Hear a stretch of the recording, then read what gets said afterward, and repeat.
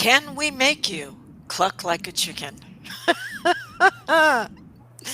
This and separating fact from fiction in order to use hypnosis to just go from goal setting into goal getting. So I have some experts with me today on Ask the Expert. And Eric, introduce yourself. My name is Eric Kendall Banks. I am a certified consulting hypnotist, and my niche is working with other attorneys to help their clients and witnesses become better public speakers. Oh, excellent. And then I also have the lovely and talented Drew. Introduce yourself. I'm Drew Ferguson. I am a certified hypnotist. I'm also a certified hypnosis instructor, along with my partner, Dawn. We teach the certification program. So if you want to become a hypnotist, talk to us. And I am Dawn Ferguson, for those of you that are familiar with the Stop the Self Sabotage podcast. You hear me come in to help you better your life, break through those bad beliefs almost every single day, as long as I'm moving forward in the way that will serve you the very best in getting those podcast recordings out. And once a month, we have select members of the National Guild of Hypnotists come together and share the wisdom that you need to know to assist you in becoming your very best.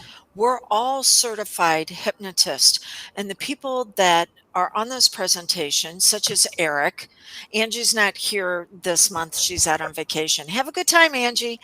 But this is not just open to anybody. They have to be invited because of what they're bringing you.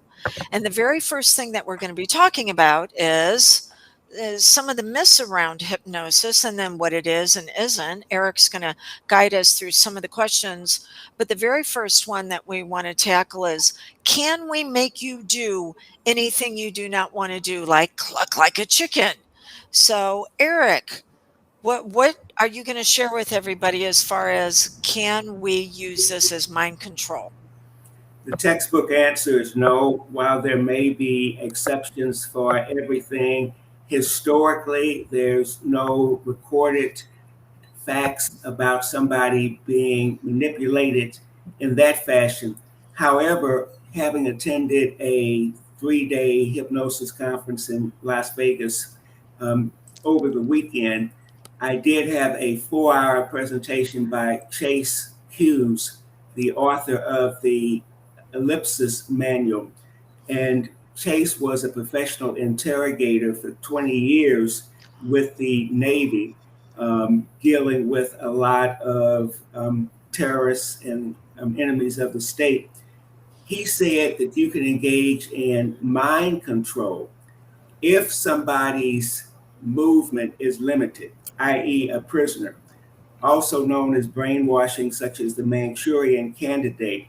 But of course, we as hypnotists do not limit people's movements. So if they were in a session and thought that they were being held against their will, they would just snap out of it and leave, probably without even paying us.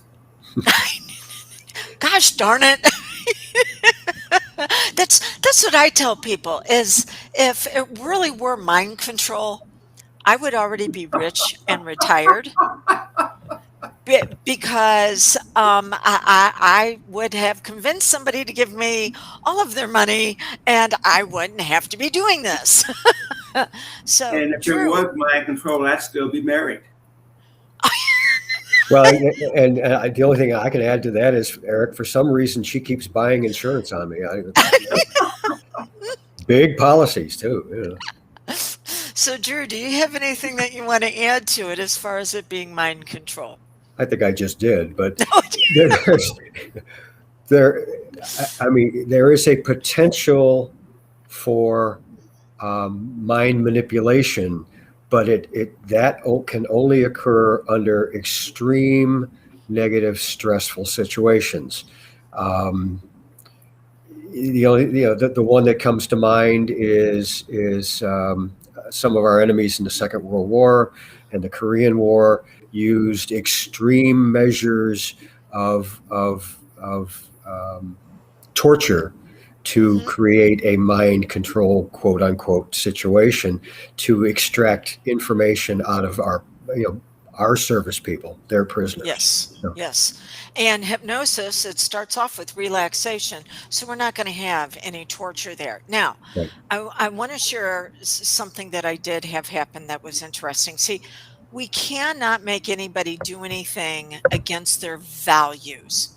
And when someone comes to work with us, they're valuing breaking free of the bad beliefs that have held them back because they've already been under somebody's mind control before they had the capabilities to reject those suggestions. And now they're sabotaging themselves to help them deal with life because they took on suggestions that were less than beneficial, such as when I'm overwhelmed and I'm stressed, I need to go eat to feel Mm. better. Okay. I had someone reach out to me, and he was a bodybuilder. He was taking steroids, and he was in the competitions. Every competition, he had to sign a piece of paper that says, "I'm not taking any steroids." They no longer believed him, and they wanted to do a lie detector test to see if he was taking steroids. And so he reached out to me and he asked, "Can can you hypnotize me to pass the lie detector test?" Now, here's where it gets interesting. He values lying. So, could hypnosis been of some partial benefit in that area? It might have been. And then this is where it gets really interesting because I lied to the liar and said, "No, hypnosis can't help you with this." So, hypnosis can only help you move into harmony with the values that you have. Right now, you've got some agreements with some bad beliefs that need to be broken and then rewritten, but hypnosis cannot be used to control you. Eric and Drew, as you've said, that is actually brainwashing. It requires some sort of torture and limited physical movement, confining someone. Okay. So, Eric, what's one of the other questions that we typically get from people on hypnosis? Well, it's, can anybody be hypnotized? And once again, one of the things that they teach you in law school is the majority opinion as well as the minority opinion. There's always two opinions minimum. Always have dissenters. Nobody's going to be in perfect agreement. But the majority opinion is everybody can be hypnotized, although there is a spectrum of hypnotizability, if that's a word. It Uh, is. Yeah. the very restrained, um, it is very difficult for me to be hypnotized, which is a bad thing for hypnotists to admit to. However, I've said in public before, Drew has been one of the few people who have hypnotized me. So I know that I can be hypnotized. It's just that I don't always allow myself to be sufficiently relaxed to let it happen. But there are 10 people, 10% of the people are remarkably compliant and able to receive suggestions. Those are the people who are usually selected to be in stage shows. And those are the people who are usually allowed to remain on the stage, because if the stage hypnotist doesn't think that somebody is deep enough, they'll politely say, "Thank you for your help. You can now enjoy the rest of the program from the audience as opposed to being on the stage." So, yes, everybody can be hypnotized, even though some can be hypnotized easier than others. Mhm. So, and you brought up a good term, hypnotizability. Hypnotizability simply means the ability to accept a suggestion. That's all hypnosis is a hyper suggestible state. That's it. Yep. And so we want to look at when are we in this states of accepting suggestions. And every time we go into a feeling state, every time we go into an emotional state, Emotional. Yeah. we're open to suggestions. Now, the suggestions have to be in alignment with the emotion that we're feeling, which is the reason why if somebody's upset, you can't go up to them and go, "It'll be all right. Just go ahead and calm down." They're not going to accept those suggestions because they're all worked up. Instead, they're going to be like, "Well, let me just tell you about calming down." And then they're going to rain all over your parade. So if somebody's upset, they are hypersuggestible about being upset. And that's when we can look at someone and go, "Wow, if I were in your shoes, I'd probably be upset too." And now we're making them open to accepting suggestions from us because we're in the same place. We're already developing a rapport. Now, as you said, Eric, we um, usually use relaxation to open somebody up to accept suggestions because it would be so much easier to relax into success than it would be to fight it, which is the reason why most hypnotists start off with a body scan to relax us. But it doesn't always have to be that way. There are some clients where they're what's known as digital thinkers. Their minds are going all the time, and they're not going to relax because that's not how they have their edge in life. So, if you're going to be working with someone like that, or if whoever's listening to us is like, "Yeah, I think I'm a digital thinker," then you want to have what's known as a confusion induction, which gives your mind and all the different channels that it runs on all the different bunnies to chase. And now because you're going, "Okay, what about this? And what about that? Oh, and then there's this too." Then you're open to accepting those suggestions that go, "Oh, what about this? I can make this better. And what about that? Oh, I could have that happen too. And then this over here. Yeah, maybe I want to work on that." And we actually use the best parts of you to open you up for the suggestions that are going to go along with your values. Drew, have anything that you want to add to that? No, you pretty much covered it. What's the next thing that we're covering, Eric?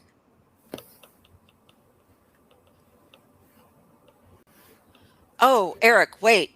We Your lost your volume volume there. How volume about, went away. sorry There about you that. How about, have we all been hypnotized? And the answer is yes.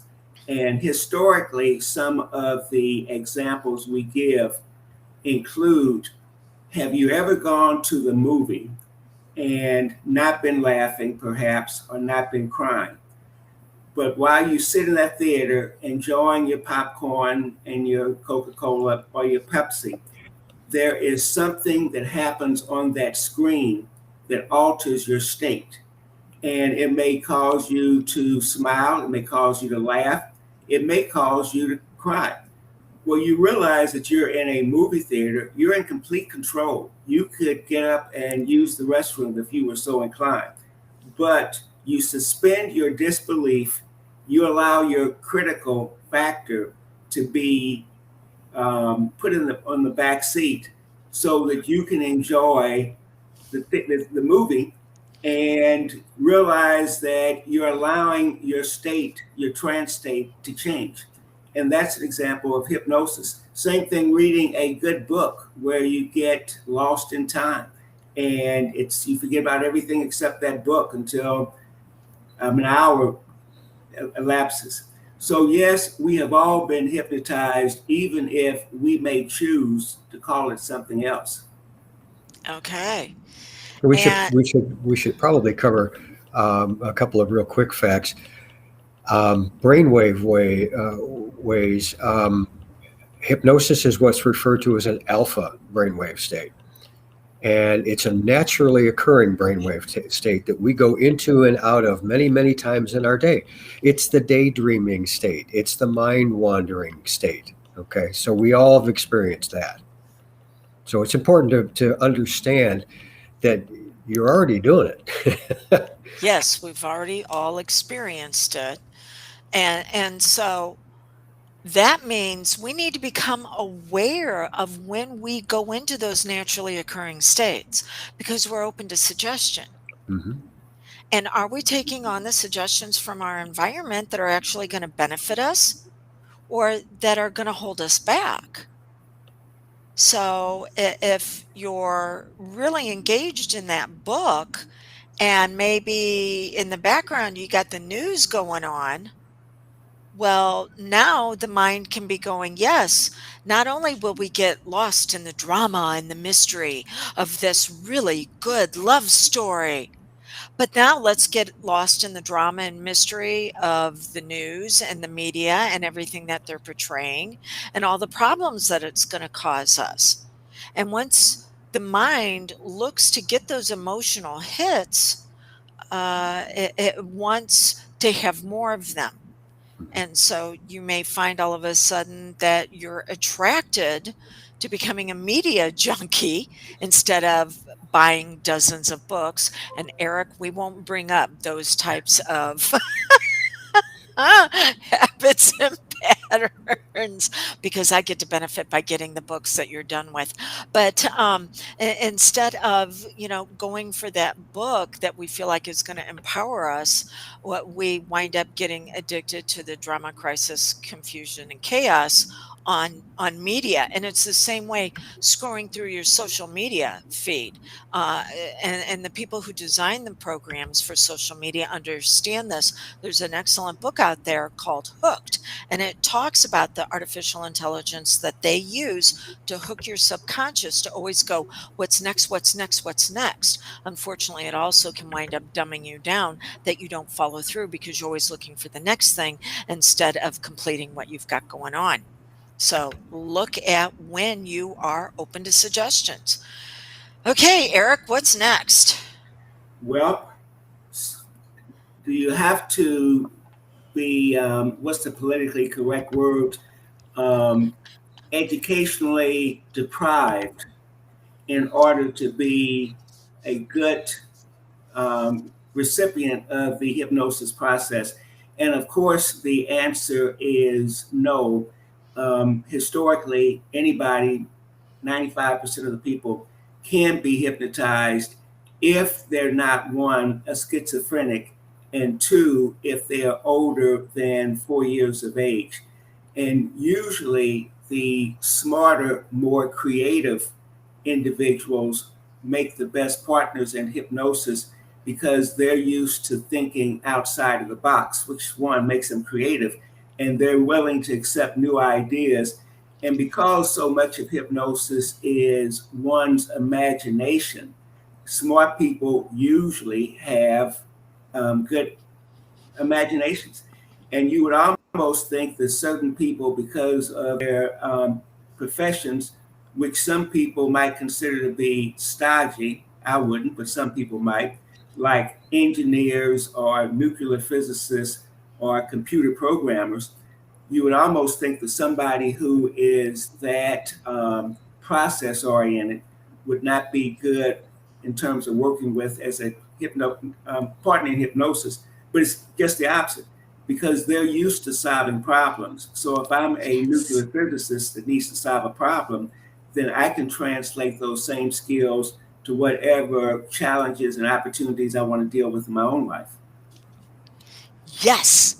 That's it. Drew, what do you want to add on with that? Um, no, it's pretty well covered. So, so Eric, you said you were trying to be politically correct, and the people who listen to my podcast know that that is so not me. And so, we think people have to be stupid to be hypnotized. They have to be gullible. So your IQ, as Eric already said, doesn't have anything to do with it. Instead, it's how you use your imagination to either move you forward or to keep you stuck and struggling. Because I don't know about you, but I've had a discussion with somebody and then I left. And later on, maybe that night or the next morning when I'm in the shower, I come up with all the witty comebacks I could have said. Oh man, Adam, what about this? And what about that? We're using our imagination when we do that. And Mhm. there is something known as borrowing trouble, which, when you look at a conversation that did not go well, you can plan how you would handle it the next time for a better outcome. So, borrowing trouble is saying go to a future event, see how it might fall apart, and then be prepared to be able to move it forward. And again, that's using your imagination.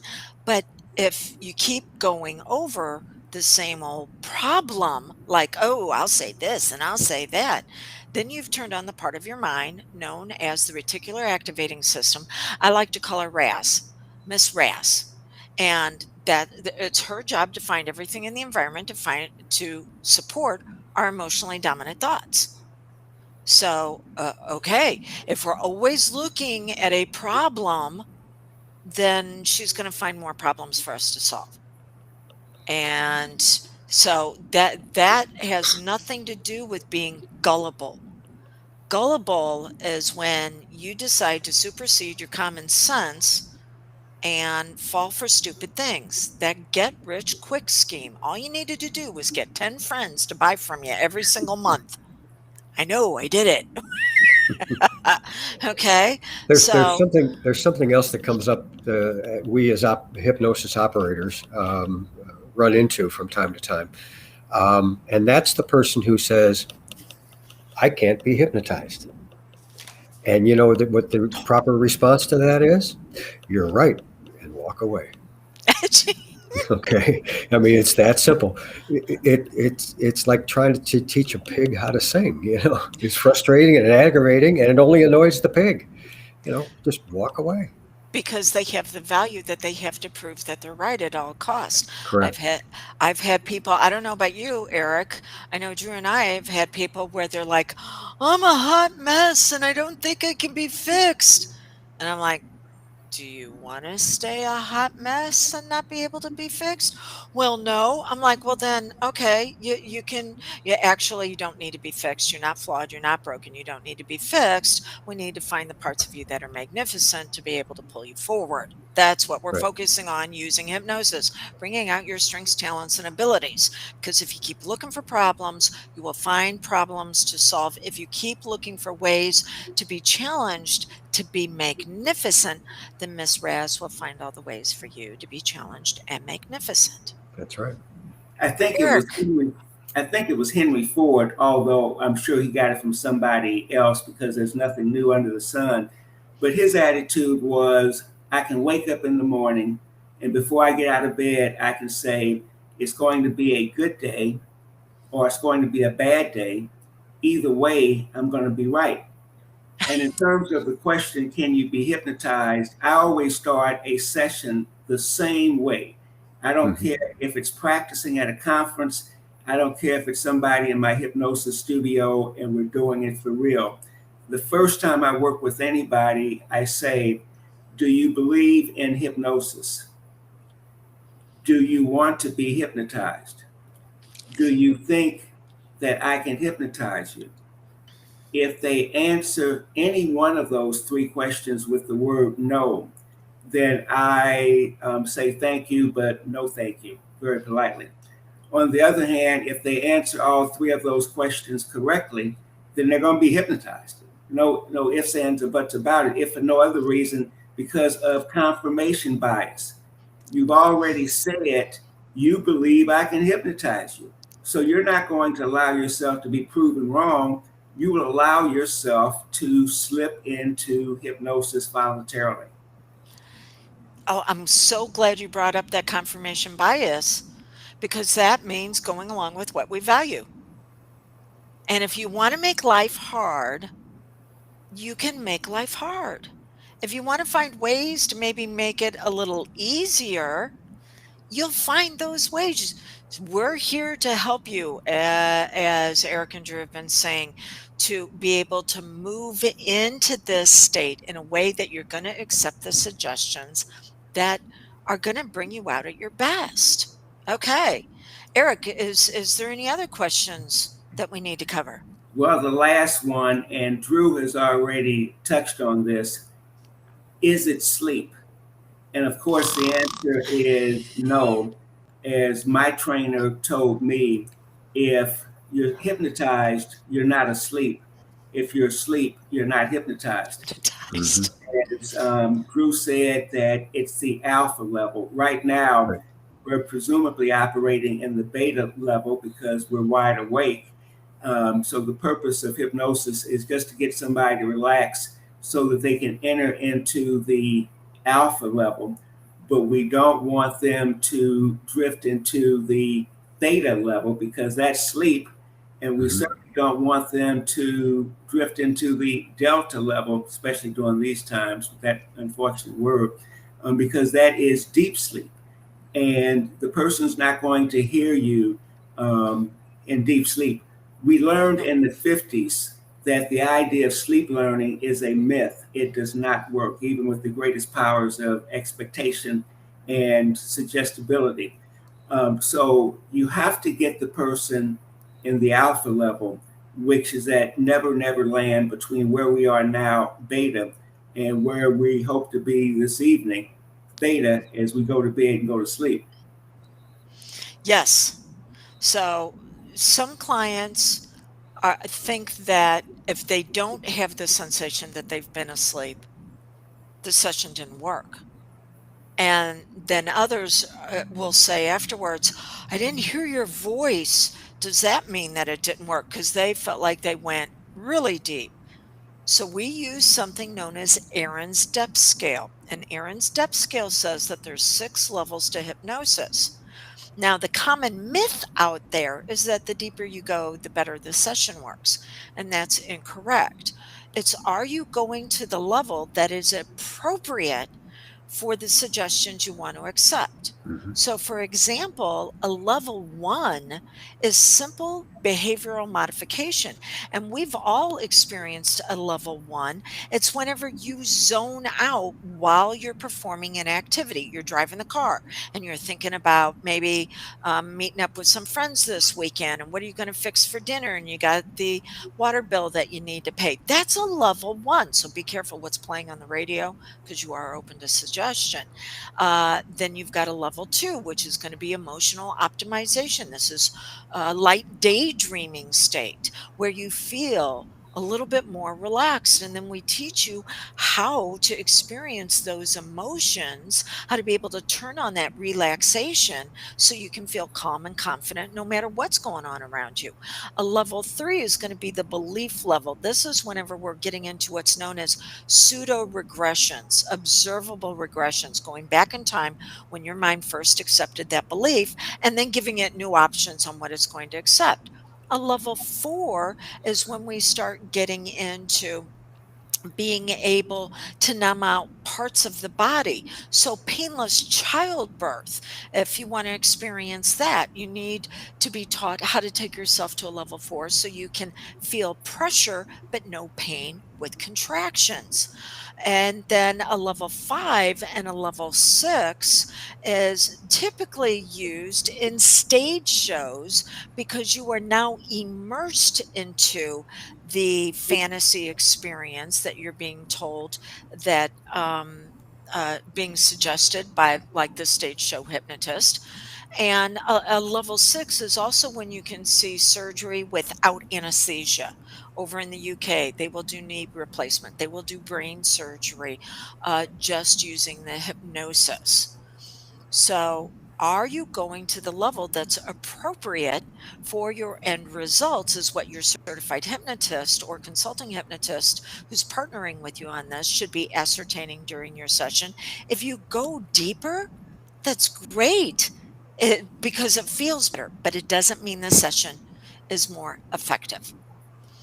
Okay, so as we begin to wrap up, Eric, what's the one thing that you think clients need to know for the month of August in order to move forward into their success? What's the one suggestion that you want to give them?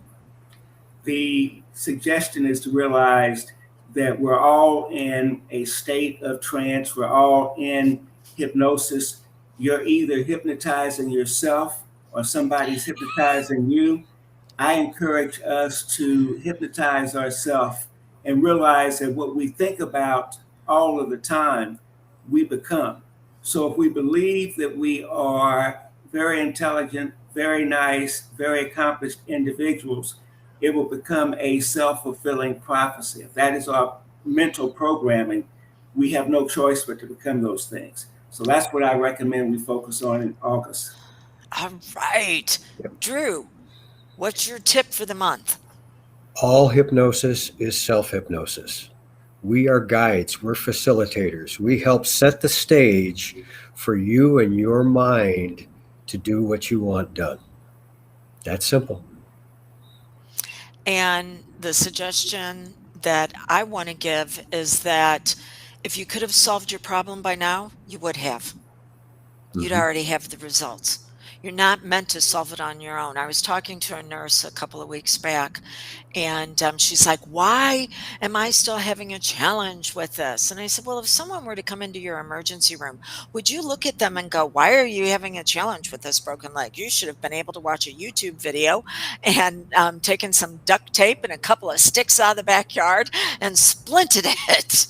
No, we are meant to work with others to assist us because they can see in you what you cannot see as far as your brilliance and your magnificence.